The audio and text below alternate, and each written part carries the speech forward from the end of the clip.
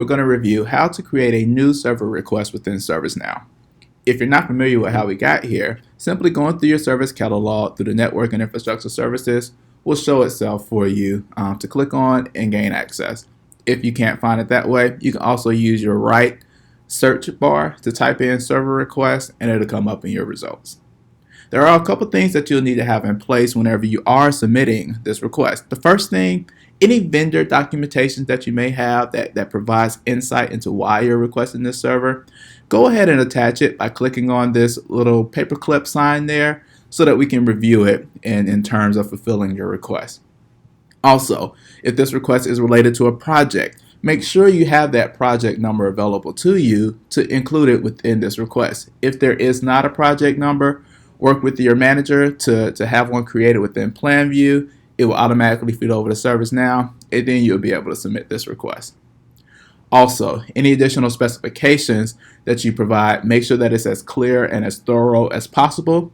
As we review these requests, we'll want to make sure that we're really meeting the needs for the application that you're building this server for. So all of those details really matter. So once you get into the actual form, you'll see that some fields are automatically populated for you. It'll be your name, who's obviously logged into the system, as well as a due date for when, at the earliest, you can expect this to be delivered. Now, if there is something critical, you can of course change that date there, or if it's not that critical, you can do so as well. The call center that's associated to it, you'll want to make sure you have that called out and ready to submit. Of course, the project number that's related to this request, you'll again want to have that available to you so that you can submit it and create that relationship between the request and the project itself.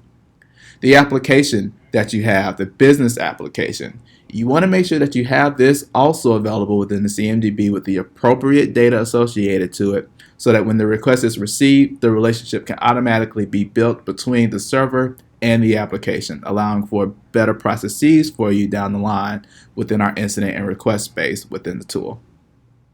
The server type and everything that goes along with that server, that information will then get filled out for this section. And any additional information related to your server being built, you would include that within this request form. And once you're done, you can scroll back up to the top and hit Order Now. Once your order is in place, it'll immediately be sent over to the server teams and the infrastructure teams to handle all of the approvals and the work associated to getting this server built. You can expect somebody from those teams to reach out to you with any questions. And again, based on your due date, will determine the time frame at which that server gets built. If you have any questions, do not hesitate to reach out. And if you run into any issues, create a ticket through the Service Response Center. Thank you. Bye.